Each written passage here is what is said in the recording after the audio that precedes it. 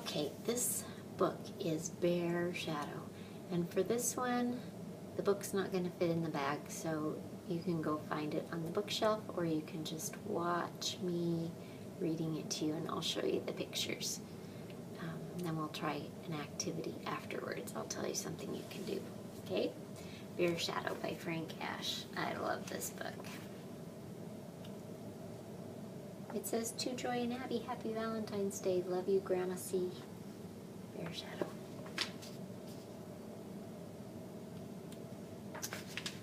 One day, Bear went down to the pond with his fishing pole and a big can of worms. While he was putting a worm on his hook, he looked down and saw a big fish. "I'm going to catch that fish," thought Bear to himself. But when Bear stood up to throw his line in the water, his shadow scared the big fish away. "Go away, Shadow," cried Bear. But Bear's shadow would not go away. "Okay," said Bear, "if you won't go on your own, then I'll just have to get rid of you." And he put down his fishing pole and began to run. He ran around the pond. When he got to the other side, he kept on running. He ran through a field of flowers, jumped over the brook, and hid behind a tree. "Good," thought Bear, "now Shadow can't find me." But Bear was wrong. When he stepped out from behind the tree, the first thing he saw was Shadow. Nearby was a cliff. Bear walked over to the cliff and looked up. "I'll climb so high, Shadow won't be able to follow me," thought Bear.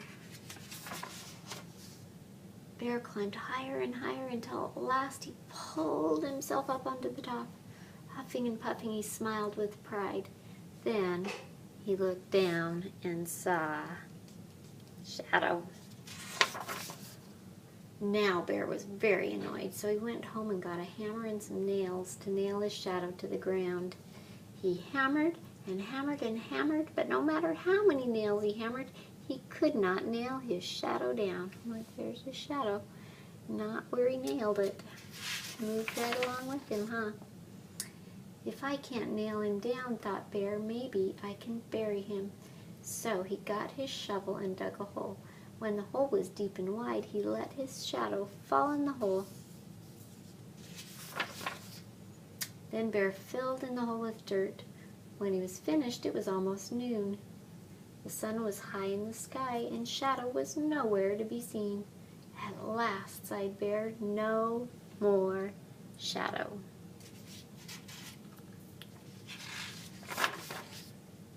But now Bear was very tired, so he went inside and took a little nap.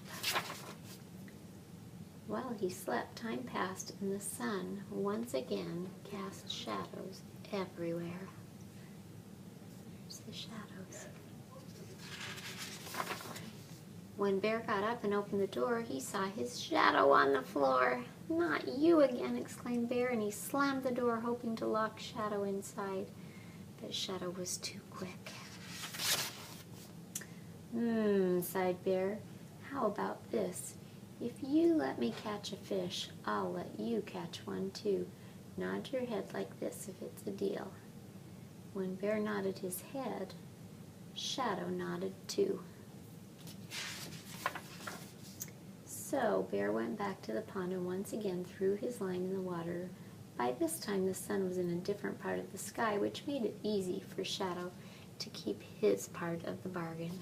There we go, he's not going to scare the fish away. And when Bear caught that big fish, Shadow caught one too. There's a shadow fish. Okay, that's the end of this book. But in the bag, there is a paper fish. And if you go over to either the bathroom door or your bedroom door and you turn on the hall light, you can leave the bathroom light or your bedroom light on or off. I don't think it matters too much as long as you have the hall light on. And then you hold up your paper fishy, then you'll see the shadow of the fishy. If you hold it, you'll have to hold it to the side. So find the fishy in the bag and go see if you can see the fishy's shadow on the floor. Have fun. Love you. Bye-bye.